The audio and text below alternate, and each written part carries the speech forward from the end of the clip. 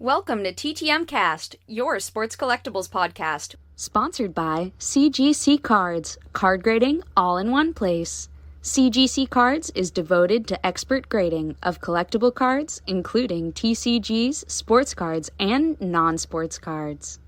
Sponsored by Collects, the free app for scanning and valuing your cards. Use the app to build your collection and buy and sell with other collectors. Turn the hobby into your side hustle. And by sportscollectorsdaily.com. If it happens in the hobby, you'll find it on sportscollectorsdaily.com.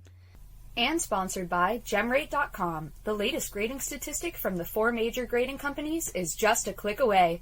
Visit gemrate.com. It's free.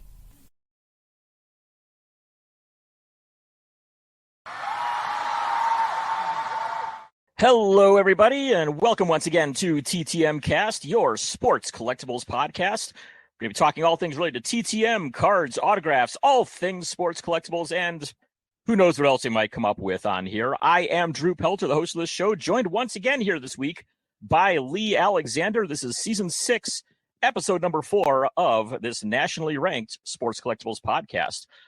Well, Lee, good to have you back on here once again. 3 weeks in a row. Your final week before we get Troy back on here. Been great having you on here. It's been a lot of fun. Definitely glad to have been able to step in. It'll be nice to have Troy back as well next week. So looking forward to that as well. We'll have, I know Troy was saying he's got typically about one weekend a month where he's going to be unavailable. So we'll have a few guest hosts stepping in on there. We might have you back on for some of those. Might have a few other people there, just kind of divided up a bit there. But yeah, it's been a good couple weeks here for sure. All right, so we'll go ahead and jump right on into things here with sports news from the week. So it's come to this once again, a Chiefs and 49ers Super Bowl. This is a repeat of 2020. Any thoughts on that, Lee? I really don't know what to make of it myself, honestly. I can say it's certainly not the ideal Super Bowl I care to be watching, as I'm obviously not a big 49ers fan, but I'm even less of a Chiefs fan. So I think we've officially arrived to the point to where I'm forced to cheer for the 49ers now.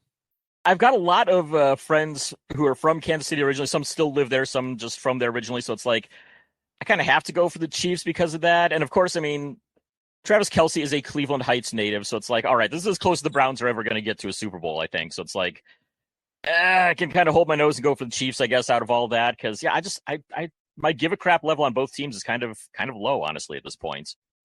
Right. Definitely not a game I would be too inclined to watch if it was not, the Super Bowl. So we just take it for what it's worth, I guess. Yeah.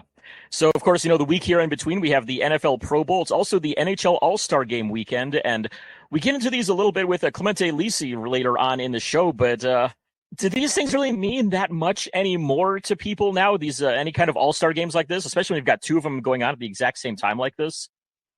I really don't hold much value, especially with the NHL. I mean, once it gets to the point to where players who are invited start holding out is basically why bother. You're not really having the best of the best. And plus, with every team having to have a representative, you just end up with some really questionable players in there. Like, I remember a couple of years ago, the Wings were having such an awful season that Franz Nielsen was the All-Star representative. And I believe he had like single-digit goals at the All-Star break. And it's kind of devolved into just a formality, I think, more than anything at this point. Yeah, I mean, you look back a few years ago, like when John Scott got in, that kind of just showed like what a joke people find to be. I mean, I love the fact that he got in. I thought it was like the best trolling of the NHL ever, but it just showed like how little people really seem to care about it. And even before that, you had the effort to get Rory Fitzpatrick in a few years before that. Exactly. It's just kind of one of those, when you leave it up to the fans to vote, have to include every team, you're not getting a legitimate selection of all-stars. Yeah. I will say, though, this year I did watch a skills competition last night, and I was actually looking through Facebook memories, and last year I made a comment of, if you like the skills competition, you are wrong. And last year's, I remember, was an absolute disaster. It's gotten a lot better this year. I thought this year's one was a decent effort there. I think the new format of it does a lot better with it. I don't know if you caught any of it at all or not, but I guess they did there's individual players kind of all going against each other, and the ultimate winner of the night basically got a $1 million bonus. So congrats, of course, to Connor McDavid on that one, which, I mean, everybody, I think, could have seen that one coming. Right. If you were a betting man, that would be a pretty sure bet to place your money on there. Big news out of Baltimore. I know you're an Orioles fan there, and your team is getting sold, and they just acquired Corbin Burns, so a very big week there for the Orioles. Absolutely, and with Burns, it's rare that they get a I guess you would say, just really a top class pitcher who's still arguably in some of the better years of his career. You know, you tend to either have pitchers who you bring up to a certain point and then get sold off once they gain any type of value, or you get pitchers who are probably more in the twilight of their career. So it's exciting to have somebody like Burns, who's still a relatively young player with, I think, a lot of talent still left. He's got a 1 year left on his contract, and you'd have to think the Orioles are going to be heavily involved in trying to bring him back if they're willing to give up. I think it was only their number 6 prospect was one of the big ones in there in Joe Ortiz, but they have 5 of the top 35 prospects in baseball, which is absolutely incredible. They've got that stacked of a system there that I think, I mean, he was number 6 in the organization and like number 63 overall still. And having to give up him and DL Hall, who it's like, he's got a lot ahead of him, but he's also been dealing with a lot of control problems there. So I really don't think they gave up that much to get a hold of him either. So definitely going all in, it seems here on this 1 year at least. Absolutely. And with Ortiz, you know, a really, really valuable player, but they're just such a logjam with the infield positions. They've just got such heavy talent with those particular areas right now that it's not as big of a loss as it might be if they were a little thinner in that department. Any pickups for you in your collections at all this week? I know it's been a pretty light week for me, just doing a lot of sorting and planning here for Arizona. Actually, I did get one return. I had mentioned sending out to Lenny Wilkins recently, and as per his usual, a very quick return, signed me an 89 Hoops card. Just really nice signature from one of the all-time NBA great coaches, so definitely excited to add that one to the collection. Very nice, very nice. Yeah, I've been just getting stuff together, buying up a few singles I need for Arizona, but for the most part, just, you know, going through and sorting and planning and all that. So fairly light week. We'll have some more TTMs to get into a little bit later on in the show there as well. This week, as I mentioned, we've got Clemente Lisi joining us for Clemente's World. We'll get into that here later on. We talk a little bit about some Wayne Gretzky, or actually some 7980 O-pee-chee, we'll say, news there, which, I mean, it's the Gretzky set, so let's be honest, it's Gretzky news. Right. But also, talking All-Star, of course, too. So we'll talk to Clemente later on. We have all of our regular segments, including Baker's Dozen. We said Clemente's World is on the way right after that. We'll have Making the Grade, talk about all things related to grading. We'll have our stamp of approval, where we give our thumbs up to something from the previous week. You never know what it's going to be.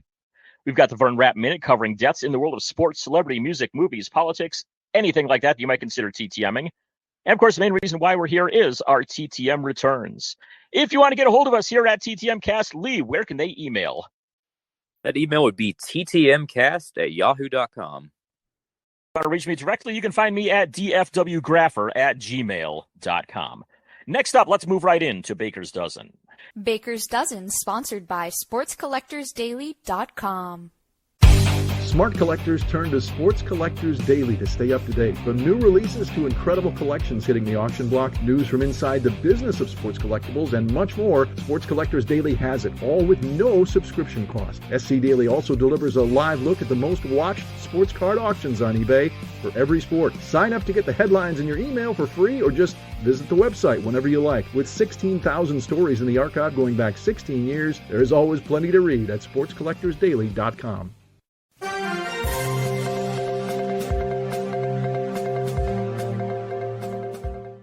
Baker's Dozen is a summary of all the news from the collectibles world from the previous week or so.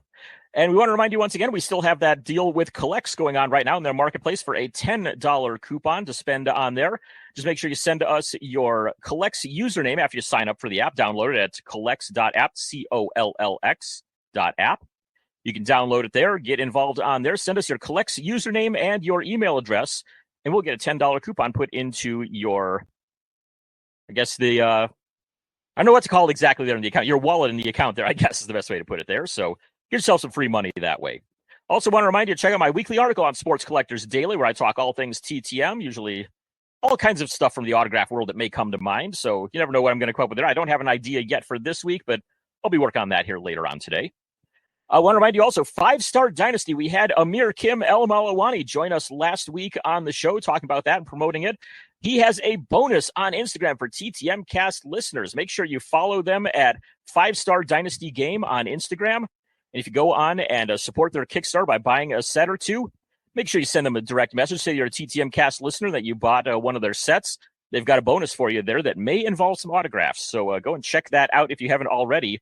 Once again, that is 5stardynasty.com or 5-Star Dynasty Game on Instagram. Moving right into some hobby news here. Fanatics is striking again as they have come to a deal with UFC. Topps had UFC from 2009 through 2020, and they've signed now a multi-year deal with UFC to produce their cards. Panini had it from 2021 on up until this past year. Topps Chrome UFC will be their first product and is due out on February 28th. National Sports Collectors Convention announced another 2024 autograph guest. Cal Ripken Jr. joins Manny Ramirez as a signer. New signers are announced every Wednesday. Visit nsccshow.com for more info. Some Babe Ruth items that are coming up for auction, both through Leland's and Heritage Auctions. Heritage Auctions has a 1916 World Series mitt that was signed by Babe Ruth twice. Two signatures on there, both kind of fading a bit there, but is a 1916 World Series used mitt from him. So really cool collectible right there. That is running through the end of the month, through February 25th. Right now, they've already got bids of up to $320,000 on it. They're estimating it's going to go over $1 million. There's also a dual-signed Babe Ruth and Lou Gehrig Type 1 photo taken by Arthur Hull, who's a legendary sports photographer. It's a 4-inch by 5-inch photo, but clear signatures from both on there. You could even see on the back of it that Babe's signature is actually bleeding through the paper a little bit behind it there. So definitely live ink on that thing, not a preprint or anything like that. That Leland's auction that'll feature that one is opening on February 25th, the same day the Heritage Auctions one closes. So right there at the end of the month, you can check that out at Leland's Auctions. We got some new releases upcoming here, of course, with starting some Panini football. And we've got 2023 Panini's Rookies and Stars football dropping on February 7th. Looking at 10 cards per pack and 6 packs per box. 2 autographs, 2 memorabilia, 6 Optichrome, 5 numbered base or rookies, and 12 rookie cards per box. That's a lot of hits in a box. Looking at a price point of $450 for pre-sale currently. Rookies and Stars is always a fun set like that. You're going to get, I mean, it's right there in the title. I mean, Rookies is right there, and you're going to get a lot of those.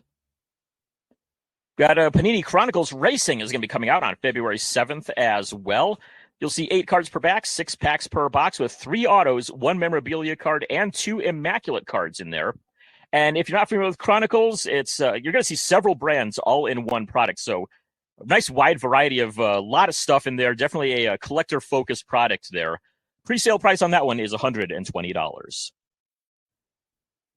And next we have 2023-24 Panini Prism EPL Soccer dropping February the 7th. Looking at 12 cards per back and 12 packs per box, 1 autograph, 6 inserts, and 17 prisms, 4 silver prisms, 5 numbered prisms with a pre-sale price of $375. That's Panini Prism English Premier League Soccer dropping February 7th. All the prism stuff. There's a lot of color in that box there, it looks like.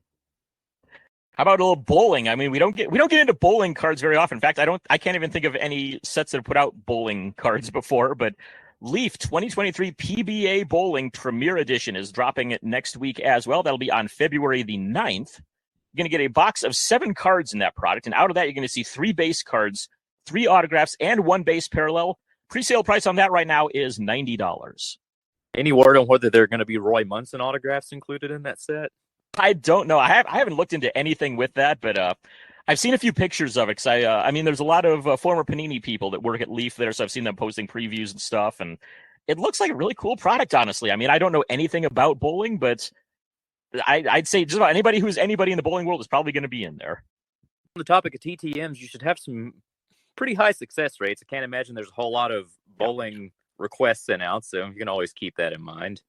Yeah, and I've always been a supporter of any kind of niche sports getting cards, and bowling, I mean, it's one of those sports that, anybody can get into at just about any time and everything. And so, yeah, I might have to look into that and see about mailing a few off. It'd be pretty cool to see some of those come back. Absolutely is, yes. Next, we have 2024 Topps Baseball Series 1 dropping on Valentine's Day, February the 14th. For hobby, you're looking at 12 cards per pack and 20 packs per box, featuring 1 auto or relic per box. And for your jumbo, you're looking at 40 cards per pack at 10 packs per box, 3 hits per box, guaranteed at least 1 auto. Pre-sale hobby box price, $100. Pre-sale jumbos starting at $175.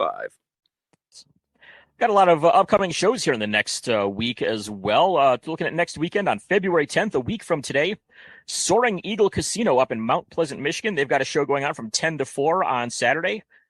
4 signers are going to be there, including Braylon Edwards, former wide receiver for the Browns, the Jets, and the University of Michigan. Got Darren McCarty, the former Red Wings and Calgary Flames tough guy. Corey Schlesinger, former fullback for the Lions, and Rob Rubik, who I believe is a tight end for the Lions at one point. 125 tables at this show and free admission.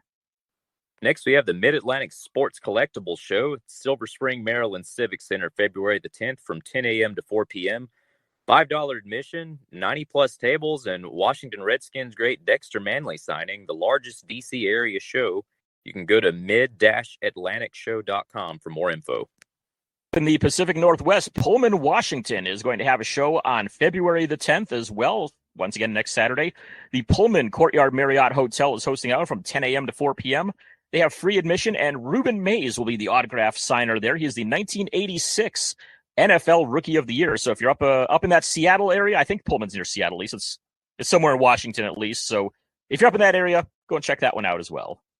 And next we have the Troy Sports Card Show taking place February the 10th and 11th at the American Polish Center in Troy, Michigan. Free admission, free parking, Polish food, and cash bar. That is a good combination of things right there. Yeah. And also to boot, you got former Lions Greg Landry and Luther Bradley both signing autographs at $15 each. So it sounds like a fun show. Definitely does. I mean, anytime you say Polish food, it's like, all right, I am there. We went to Wilkes-Barre Scranton on the road trip in 2020, and they have a concession stand in that ballpark that has Polish food, and it was the best. That was the best concession stand of the entire trip, I think. Like that needs to become more of a widespread staple at more ballparks. Yes, absolutely does. We've got a listener comment here from, I got this in a couple of weeks ago from Adam Bender, because I'd mentioned during our first show back here in 2024 that I'd mailed off the 91-92 Upper Deck Sutter Brothers card and gotten it signed by, I believe, I don't remember which of the Sutter Brothers it was that signed it, but I've gotten it signed now, I think, by 3 out of the 6. He has it signed by all 6, he was saying, and he sent it off to Ron and said, hey, if you're going to see your brothers anytime soon, could you possibly get some of the other ones to sign it? And a couple months later, he got signed by all 6 back from him. So if that's a card, if you like working on any multi-signed cards or anything like that, that is a great one to go with there, it sounds like. It sounds like they're all willing to sign it if you're able to get to them. I know there's a few of them who don't TTM it all, so I'm hoping my last one that I know TTMs, I'm going to send it off to, I might drop it in there and say, hey, if you're going to see them anytime, see if you can get them to sign it too and get it all finished off. But the 0809 Upper Deck Masterpieces set has a card with all 6 on it as well. Lee, do you do a lot of any multi-signed cards like that or anything? Actually do, and you mentioned the UD Masterpieces card. Oddly enough, I actually have that card, and I picked the wrong Sutter to start with as I sent it to Brian with another 84-85 Topps card that needed signed.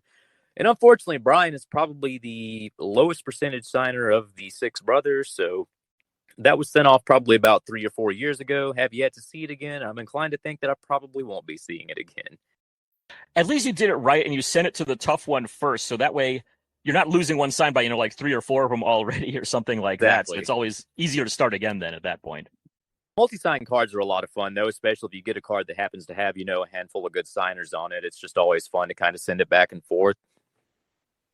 It is definitely. I mean, it can get frustrating, though, too, because, I mean, I've been doing them on my indoor soccer projects. They've got the all-star cards there that have, like, 4 or 5 guys on them. There's a couple times I've gotten up to 3 of them. I send off to the last one who's always been a reliable signer, and I never see it again because it just got lost or he stopped signing or something like that. But yeah, like you said, when you find some guys that are reliable signers that are all on there, it definitely is a fun thing to work on for sure. Absolutely. Yeah. Well, that about does it here for Baker's Dozen. Let's move on to Clemente's World. Let's talk this week to Clemente Lisi, who is a correspondent here on the show, has been for about 1.5 years, I want to say, almost maybe 2 years or so. But we talked some hockey here. We've got some news about the 79-80 O-pee-chee set. Also talking about the All-Star game. And Clemente has some TTMs for us to look at. So let's go on here into Clemente's World. You know what that means. It's time for Clemente's World. Joined here by Clemente Lisi. Clemente, good to have you back on the show here again. It's the first time we've had you back on since rebooting everything. It's great to be back, and this show going on is a great tribute to Jeff. So thank you for doing it. Yeah, that was the biggest thing. Was after his death, it's like, all right, I definitely want to continue this onward. Unfortunately, everybody else has wanted to. His family was like, yes, we absolutely want it to go on, and so yeah, it's good to be able to keep it going and keep a tribute to him and everything. And well, we're going to talk a little hockey here since that's what's in season right now, and some big news on the 79-80 O-pee-chee front. Of course, everybody knows that as the big Gretzky rookie year, but we've got some big happenings right there that you were telling me about a bit ago. Yes, you want to start with that, or we start with the NHL All-Star Game, which is also dominating the news now. So That's a good point. Yeah, I forgot it. Look at this. Here I am, 10 seconds in. I'm already forgetting the order we were going to go in. But yeah, let's go ahead and go with the Gretzky stuff, and we'll go back into the NHL All-Star stuff there then. Yeah. okay, yeah. So just recently there was news reports about a family found a case of 7980 O-pee-chee hockey in their, I think, basement. And they had collected cards in the past, so there's a lot of boxes there. So, you know, so you know, just when you think there isn't any more stuff out there, more inventory, sometimes we do hear these stories about stuff like this. And then, so now of course it's been authenticated and it's now up for auction. I think it's definitely over $1 million so far. But it begs the question, if it goes up to 3 million, which people think it might go to 3 million, what do you do with the whole case of O-pee-chee 7980? And now that's the Gretzky year, right? And so do you keep it sealed? Do you open the boxes and then pull out the 25 to 30 Gretzkys that might be in there and then get them graded? Everybody knows that is a tough set to grade and tough cards to grade because of the cuts. Yep. Everyone thinks a Gretzky rookie is worth $3.5 million. It's not. Only one graded a 10 went for that much, and there are only two of those specimens out there. So it's the kind of thing, it begs the question, if you buy this set, if you buy this auction, do you just keep it sealed? What do you do with it? Yeah, going back to what you were saying about the cuts there, I mean, if you get even like one or two gem 10s out of there, even a couple 9s out of there, you're probably going to make your money back. But at the same time, I can't tell you how many commons I've seen that are off center that have really rough edges on them. And that's, packed fresh. They're like, that's like, oh, geez. Yeah, it's definitely kind of an interesting conundrum right there. I mean, obviously, if you've got the money to be able to buy that entire case, you've probably got the money to take the chance on ripping it as well, though. Yeah. No, my first thought when I saw the news and heard the news of this, I was like, well, maybe this is like just full of GI Joe cards. Yeah. or maybe it's those Pokemon cards that we thought we were going to get the last time with the Logan Paul. I don't know, but I just, from someone who's been to the expo and to many, many card shows, Drew, there is no shortage of the Gretzky rookie, either as the O-pee-chee or tops. There's tons of them out there. Now they're all worth a decent amount of money. The thing is, the gap between a 10 and a 9 is a massive gap in terms of price. And so then it begs the question. I'd be curious to see what happens with these, if they ever make it into the wild or they just stay closed. It's a good question. Do you know how much a 9 goes for, just off the top of your head at all? I think a 9 can go for, 100,000, 200,000, but that's a big gap between that and the 3.25 million by the way, that was during the height of the pandemic too. So, right. So if they consider that, and also I think PSA was very forgiving in giving a 10 to that card. If you look at pictures of that 10, it's a bit rough, even for a 10 because of the blades and everything else. And so, just an interesting talking point, and we'll see what happens with the auction. But it's the kind of thing that is really dominating the hockey collecting world right now. Yeah. Are there any other kind of big name rookies in there at all besides Gretzky in that set? 'Cause I'm trying to think off the top of my head. I can't think of any. Like, I know Messier was maybe a year or two later. You had like Ray Bourque was, I think, 2 years later than that. But I think that's like the only really big hit that's in there too. Correct. But you also get Gordie Howe and Bobby Hull's last card. That is true. Forgot about that. Howe. So I like that set because it's kind of like a turning point. It's like the end of one generation, one era, and the start of another one. Mm-hmm. People that's still, I mean, I think you would call that vintage now, that year. It's not quite junk wax. We're not there yet, but it is still vintage. And it's still, the production was still very poor, particularly O-pee-chee, because the goal was just to get gum in the pockets of, kids. It wasn't so much, the cards were like an afterthought. And so it just happens to be the Gretzky rookie. It's also a great design. I love that design as well. That's what I was just about to say. I've used that design on so many customs that I've made for myself and everything. It just works so well. You can change the colors on it so well too when you do a custom with it. And yeah, I mean, it's just when somebody looks at it, they go, Gretzky's rookie year. O-pee-chee did their a parallel set with it in their retro one about maybe, I want to say about 10 years ago now. It's been maybe 15 years, but yeah. Maybe a little more. Yeah, totally. Yeah. So as we were saying there in the intro there as well, we got the NHL All-Star Game coming up this week. Kind of, it's become kind of an afterthought for me. It used to be when I was a kid, this was, a must-see event every year, but the format of it has just changed so much. And it seems to be kind of what's going on with every league's All-Star Game. You look at like the NFL has turned into this flag football and skills competition. Major League Baseball, at least for a while, it's was deciding home field the All-Star game, but at least for like baseball and football, or baseball and basketball, at least it still resembles the product that's on the field. You go into football and they totally change it. And now hockey, it's 3-on-3, which just I still have trouble wrapping my head around that. Yeah, no, look, the 3-on-3 format I think it works because there's more open ice and it's more fun. Now, I will say the All-Star game kind of brings with it some cheers and a lot of groans, So for those of you doing fantasy hockey like I am, 2 weeks things are going to be a little bit jumbled. But the festivities are 3 days this year because the Thursday night is going to be what they call the player draft. So they're bringing that back for the first time since 2015. What they'll do is they'll have 4 different teams, 4 different captains, and then they'll pick players like they used to pick in gym class, right? They'll just pick players and they'll form these teams. Now, in addition to that, some of the other pros of the All-Star game is it's being played in Toronto. So it's a great city to play it in. It's a great venue. It's a great everything. So it's great that it's there and not like in Tampa or in some place where it's really weird. Okay, so that there's that. So the other thing too is these 4 teams will have celebrity captains, and one of them is Justin Bieber. So it may bring some people that don't normally pay attention to hockey to maybe pay attention to it. It may create some viral moments. We all know Justin Bieber was part of a viral moment many years ago when he was like checked into the boards and all that. Now he's not going to be playing, but just the fact that celebrities are part of it. Now we all know the Taylor Swift thing and the Super Bowl is a big thing. So definitely you want to get some star power. The NHL really lacks that, so that might be helpful. The skills competition is turning into kind of like a decathlon where you have 12 players competing for like the best hockey player, quote unquote, in various events. Now, that's a good thing, but I like the idea of a format where it's every man for himself, but I don't like the fact that it's limited to just a group of players and not everyone at the All-Star game.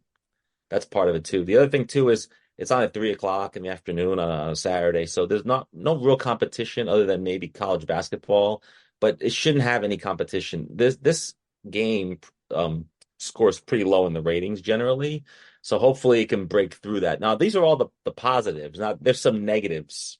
The negatives is no Connor Bedard. He was chosen, but he's injured.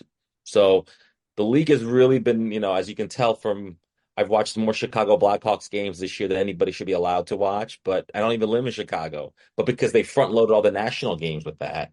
And so they were really hoping he'd be there because of, his star power and how he's the next big one, The other thing too is all-star fatigue. The Pro Bowl is around the same time. The NBA All-Star game is coming. Just All-Star games in general, like you mentioned, people are starting to sour on, and the leagues are constantly tinkering with them now to make them relevant somehow. And so you have to kind of wonder whether this is the kind of thing that will endure or will it go away someday? Who knows? But those are some of the negatives that are associated with it. And that's a big negative because, the hardcore hockey fan might be watching, but maybe not enough of them. And then, will enough people who don't pay attention to hockey come in on that day? And that's sort of to be seen. And if they come in, how long are they going to stay? Because you see it the same thing every year with like the World Cup, for example. Americans love the World Cup. They go nuts about it. And then a year later, it's like, oh yeah, we were watching that a year ago, weren't we? And then they just kind of forget about it. And I think you kind of see the same thing with like Olympic hockey too. People absolutely love hockey during the Olympics. And then they kind of forget about it when it's the NHL season. So yeah, it'll be interesting. And going along with what you said too about, how long is it going to last? When you look at a lot of the niche sports out there, like lacrosse, the NLL, I don't believe has an all-star game at all. You look at indoor soccer, used to have an all-star game when the MISL was around, but nowadays in the, whatever they call the MASL, the Major Arena Soccer, they haven't had an all-star game in years there at all. So it just kind of makes you wonder, how long is it going to be worth hosting it for? And so I kind of like they're tinkering with it a bit all the time. They're trying to keep it relevant, but at the same time, man, it's just kind of, I don't know, it just kind of loses something whenever you keep on messing with it too much. Yeah, just to go off of what you're saying, I think Americans really enjoy when it's global. So when it's the Olympics, it's national teams. When it's soccer, it's national teams. This is why I really liked the North America versus the world format, because I thought, it created some kind of international competition. The MLS All-Star game is like that, where the MLS All-Stars will play a club from another country, Arsenal or Man United or Juventus or whatever. And so wouldn't it be really cool if they brought a team from, I don't know, Russia or Sweden and have them play the All-Stars. That might be fun. And we may have to go back to that at some point, even though it seems very 90s. I think it'd be really kind of cool. Or you make the four teams, but you split them up by, you do Canada, US, Sweden, Finland, or whatever, or Russia, or Yeah. whatever. And you can probably field enough, players per team that you would create sort of the concept of an international. I think that's the way to go. But look, we'll see what the ratings are, and then the leagues will do whatever they want anyways. And you had that for a while in the late 90s, early 2000s there. You had the North America versus World for the All-Star format, which I think it was a good idea at first, but after a while it's like kind of, I don't know. But that's going to happen, it seems like, with any kind of change they make. Yeah, and maybe the NHL will bring back this world concept once they're back at the Olympics. That might be something they want to do. Which you mentioned the years that you're talking about. That's the years the NHLers were playing in the Olympics, and so that's for the first time. So that's maybe where they go in the future. They also are talking about having the NHL is thinking of doing an in-tournament kind of in-season tournament like the NBA did. Right. Only they want to make it international, so they want to be able to field maybe a 4-team tournament. US, Canada, Sweden, Finland, and maybe maybe it's a prelude to a World Cup of hockey that we've all kind of wanted, kind of like the World Baseball Classic, but maybe do it every year. It might be fun. But who knows? And maybe that replaces the All-Star game, because to be honest, I don't know that doing an in-season tournament and adding even more hockey games to the season is smart. But whatever happens, happens. But yeah, I'll be watching, and hopefully people will be. And I think Toronto's a great setting for it. As long as you keep it in these really hardcore hockey markets, I think that's a good start at least. Yeah. Have you been to an All-Star game at all before, or just been watching them all on TV? I have never been, even though one of my fondest memories of an All-Star game happened in New York. I didn't go to it, and back in '94, the MSG at Madison Square Garden hosted an All-Star game. But no, I've always watched it on TV, and I always thought it was a kind of a fun thing to do on a Saturday or Sunday afternoon, depending when it was on. But I will say there's been some years where the ratings have been dreadful for this thing. So let's be aware of that. So look, if you're a hockey fan, tune in, because, it's important to support the sport and the league. And the only way to really support it is to vote with your eyes, to tune in. Mm-hmm. On the collectibles side of things around the All-Star game, I know back years ago when it was McDonald's, it was doing all the cards instead of Tim Hortons. A lot of the ones in the 90s were All-Star themed. They'd put, all the All-Star players in there and everything. Are any of the companies still doing anything like that now? I know Tim Hortons is just kind of a regular set and everything. Is not a specific All-Star theme. Are we seeing anybody that's going to be doing any kind of card stuff at all, do you think, for the All-Star game? Have you heard of anything? Yeah, there's nothing specific.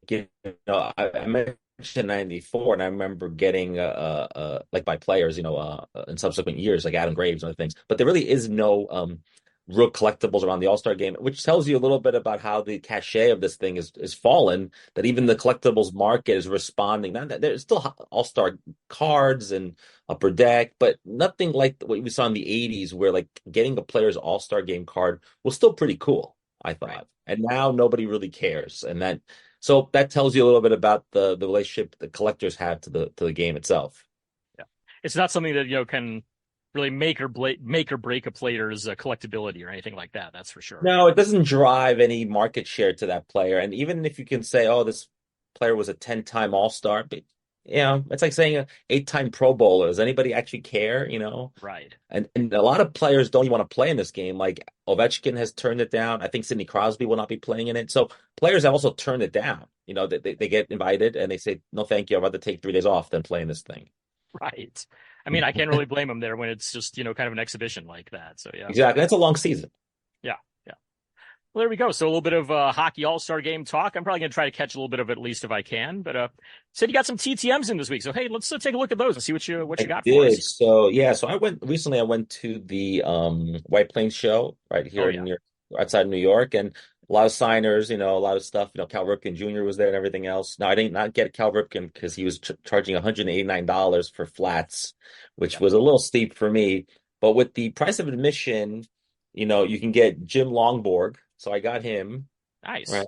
And, I got to say, some of these older players, this is not news to anybody, they're more accessible, right? They're much cheaper, and they really, really have nice penmanship. Like I can read the autograph. It's really classy on the card. And if anyone collects 60s and 70s cards, that's great.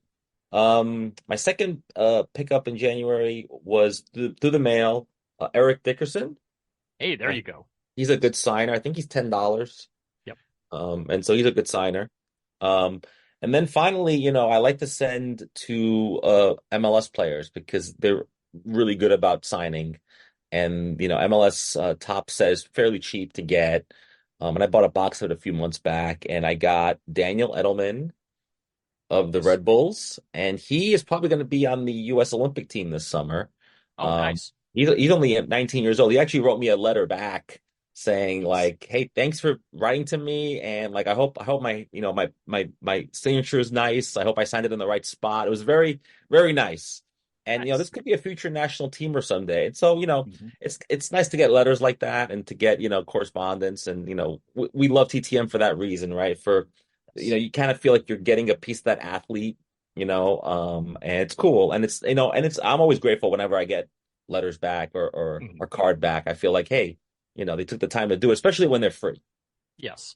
And it's really great when they want to make sure they're doing it just right, putting it in the right spot and everything. I remember when I mailed to the late Ron Newman, former coach for the San Diego Sockers in the MISL, I got a message from, I think it was his daughter on Facebook saying, hey, we just want to make sure before he signs, do you want to sign on the front, on the back, where precisely on there? I'm like, oh, hey, that's great. Yeah. I mean, I love that they're asking me there. So I'm like, yeah, just right on the front there, kind of near the bottom there is perfect. And yeah, it came out looking great. So it's always good when, they have the hobbyists in mind. They don't just look at us and go, oh, you're just out for a quick buck or something. They're out to, waste my time.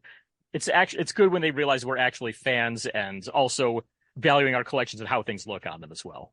Yeah, and trust me, I'm not going to get rich off my MLS Right. TTMs, but they mean a lot to me. And if you got soccer, that's the way to go because sometimes these guys end up in Europe, and or they end up at the World Cup, and then it's like, wow, So no, so yeah, totally. But yeah, I agree with your sentiment, and it's always cool to get that, that message or that letter or that whatever or that card back, totally. Exactly. Any other thoughts before we go and head on back to the meat of the show? No, I just love that the show is back. I think Yeah. this is a great way to remember Jeff's legacy.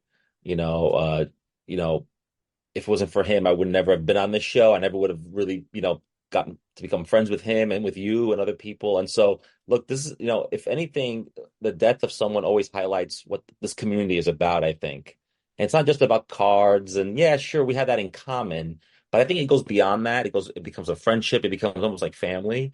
And so really that's my parting words for my first appearance back on the show. And so I'm glad to be back and I'm glad that you're doing this.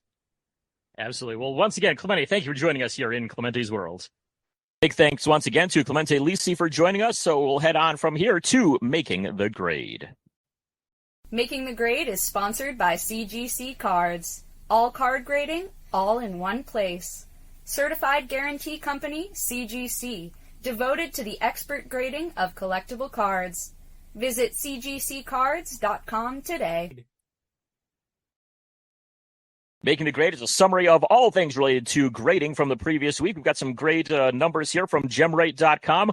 Lee, give us the rundown here. What do we have from the big four companies?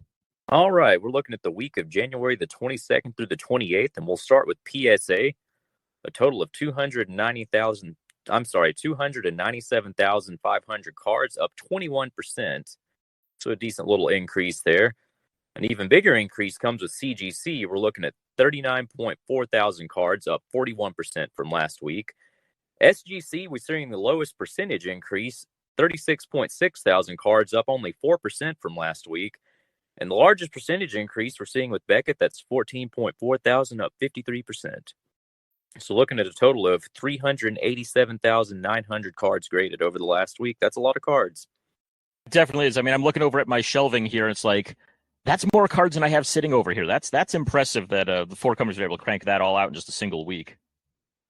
We've got the big three here as well, courtesy of gemrate.com.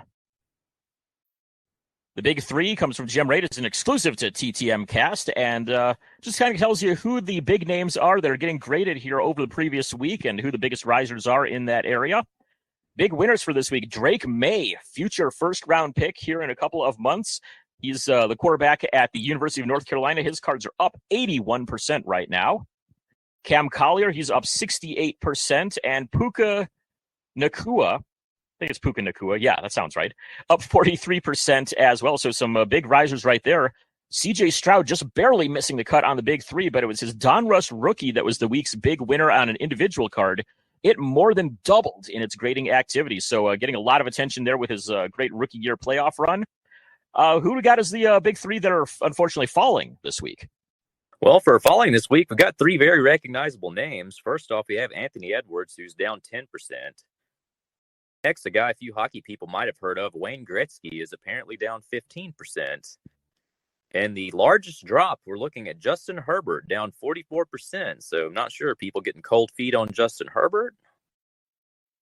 I got a feeling that might change a bit. I mean, bringing in Jim Harbaugh as the coach out there, that's a guy who's a former quarterback, has a chance to work with a guy who has a lot of potential there in Herbert. I think people could start warming up on him here again in the next couple of weeks. Just kind of my feeling there. So big thanks once again to gemrate.com for providing these numbers to us. Let's move on next to the TTM Cast Stamp of Approval. I bet you're wondering who earned this week's TTM Cast Stamp of Approval. Stamp of Approval is just our chance to show that, hey, we're not just a bunch of sports nerds, although even in Stamp of Approval, it sometimes ends up as a lot of sports stuff in there as well. So, Lee, we'll let you lead this one off. What do you got for your Stamp of Approval for this week? Well, we're semi-sports related, but I actually have a movie Stamp of Approval. Picked up a lot of movies recently, just kind of thinned them out. But as I was going through looking at what we were keeping, I found an old Burt Reynolds movie called Stroker Ace, where he actually plays a stock car driver. Have you ever seen this movie? I have not, but I have definitely heard of that one. It was one of kind of the first NASCAR-related movies, if I remember right. Well, I gave it a watch, and it's actually a really just fun, campy, just Burt Reynolds comedy watch. You know, it's a little strange seeing Burt Reynolds and Ned Beatty share a screen. That's a much more lighthearted approach than Deliverance. So there's also that. But also, for anybody who is a big fan of NASCAR in the 80s, you definitely see some recognizable cameos, which is always fun as well. So that's Stroker Ace starring Burt Reynolds. Gets my stamp of approval. Nice. Great choice there. My stamp of approval for this week, I'm going back to food once again because, I mean, anybody out there who's seen me knows I'm a fat chooch, and I'm not going to pass up any free tacos there. I can skip breakfast. I'm still going to be fighting heavyweight. So mine goes to the Churrasco Taco at Torchy's Tacos. Do they have a Torchy's Tacos near you at all, Lee, or have you ever seen one out on the road or anything like that? I don't know if that's anything we even have in the entire region. I've definitely never seen one, but I am definitely curious to hear about this Churrasco Taco. Yeah, well, they started out in Texas. They've started to expand a little bit more. I know they've got a few in Arizona, a few in Ohio. I think they've gotten a couple into Virginia. Haven't seen much in the Southeast, but I haven't also really been looking super closely either. But it started out with they had the Roscoe Taco, and they would bring that for the Taco of the Month every March. And it was just like a take on a chicken and waffles taco. It would have a fried chicken strip on there with fried egg, a small waffle, and maple syrup. Pretty good. I would always look forward to that every year. Well, they got rid of it last year, and I'm like, what the hell? I'd look forward to this every year, and you don't have it anymore? Well, they brought it back this year. It's the Taco of the Month for February, and they've elevated it now. It still has the fried egg. It still has the fried chicken strip. They've taken away the waffle, and they've replaced it now with a churro. They've taken out the maple syrup and replaced that with a bacon bourbon marmalade, all topped with their habanero sauce. And yeah, this was, I had a couple of them last night, and they were absolutely amazing. So if you happen to see a Torchy's in your area, if you're a listener or anything like that, and you happen to be near one, go and check it out. Not just the Churrasco. They've got so many other great things on the menu, but that has to be my stamp of approval for the month because that was a game changer right there. For putting a churro on a taco, I had never thought of that before, and they pulled it off very nicely. So the Churrasco Taco from Torchy's Tacos is my TTM Cast stamp of approval. And so with that, let's go ahead and move on to the Vern Rap Minute.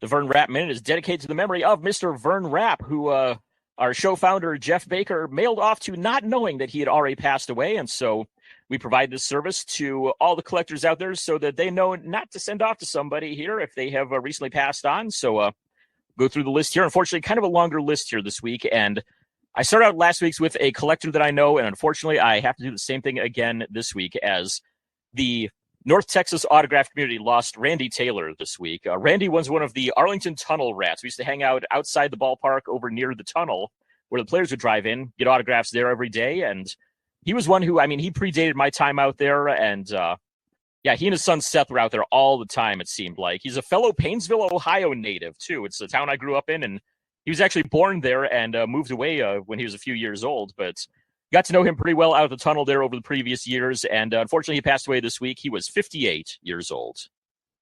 And next up, we have Jimmy Williams. He was a shortstop during 1966 and 1967 for the St. Louis Cardinals.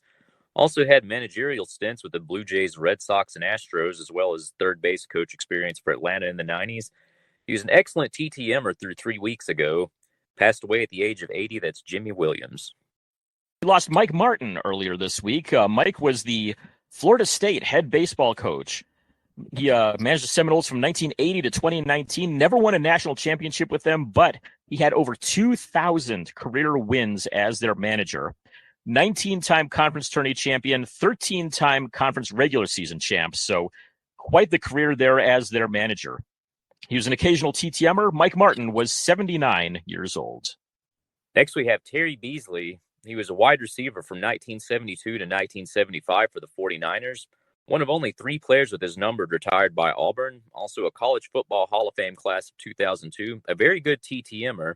That's Terry Beasley, passed away at the age of 73. We lost Marie Mansfield Kelly this week. She was part of the All-American Girls Professional Baseball League. She played in there from 1950 to 54, mostly with the Rockford Peaches, also a bit with the Battle Creek Bells.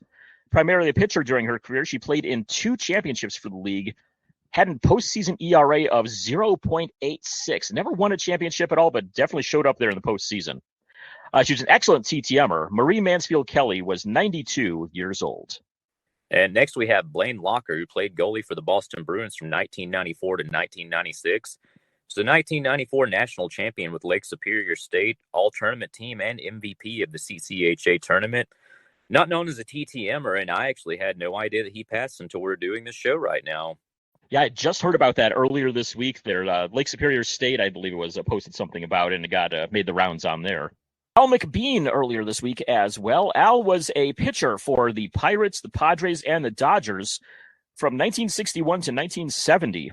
He actually was a native of the U.S. Virgin Islands, and the Pirates hosted a tryout in the Virgin Islands in 1957, and he showed up there just to take photos for a local newspaper. His friends convinced him, hey, you should try out, and the Pirates said, yeah, we'll take you, brought him to camp, and he turned that into a 10-year major league career. 67-50 career record with a 3.13 ERA.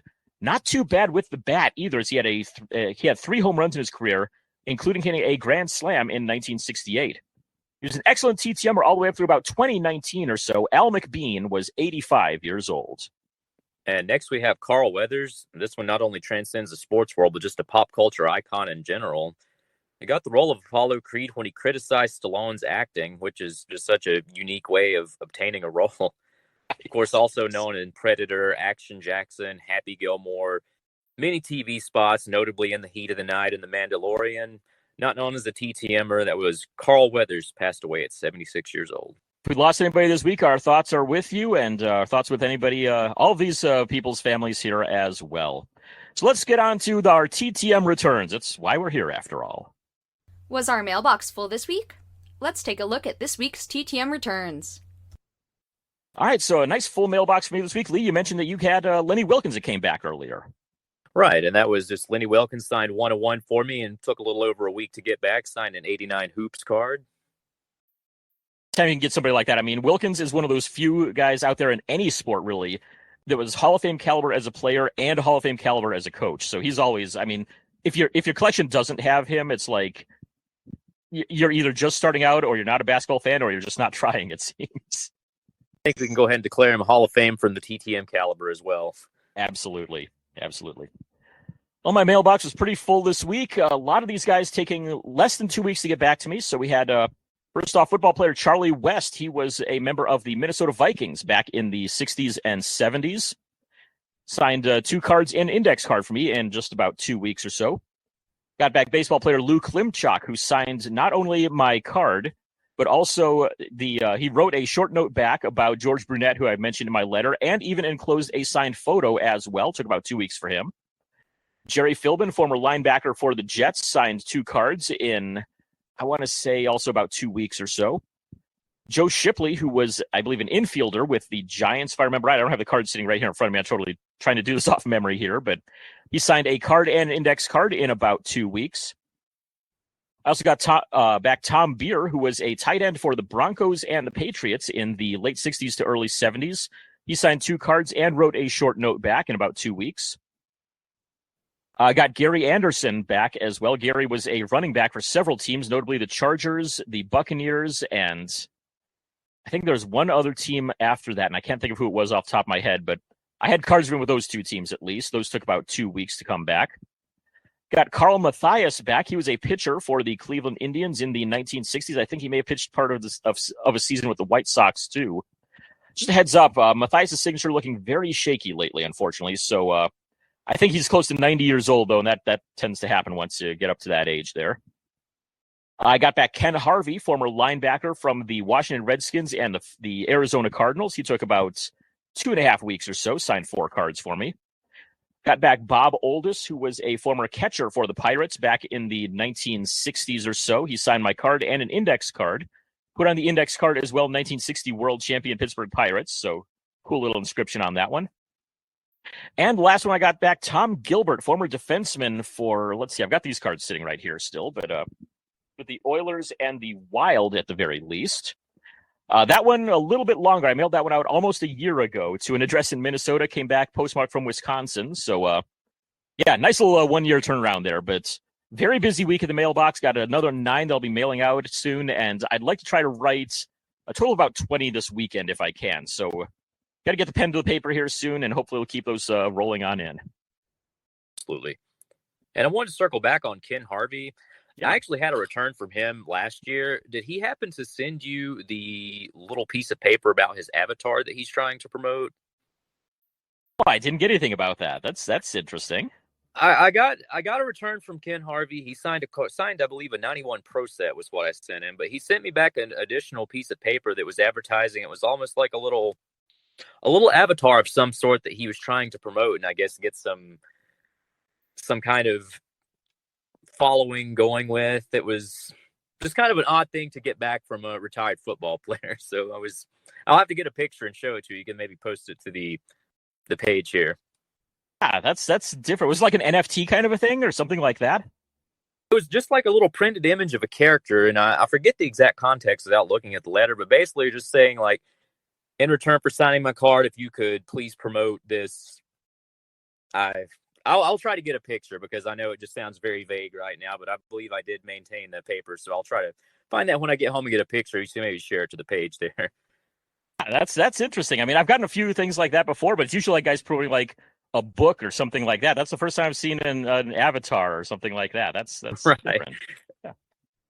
Well, that about wraps this one up for this week. I want to send a big thanks to Clemente Lisi for joining us in Clemente's World. And a big thanks once again, Lee, for joining us here the last 3 weeks. I'm sure we'll be seeing you on at some point here in the future as well. Absolutely. It's always enjoyable to be on, and I'll definitely be on standby anytime you need me. Just let me know. Well, next week we've got Troy Rudder rejoining us as co-host. We're also going to talk to collector Rob Parker. We might also hear from his son Braylon in there as well. We've mentioned them on the show before. They've been a contest winner a couple times. We ran into them at the 2022 National as well. So we're finally getting Rob on as an interview guest for our Collector's Corner segments. Lee, anything else? Any other thoughts before we call an end to this one? Not much I can think of. A lot packed into one show there. So hopefully everyone's got a nice full mailbox to look forward to this upcoming week. Yep. Well, there you go. Well, thanks again to everybody for tuning in here. Wishing you many happy returns. We will see you next week. Everyone, be good.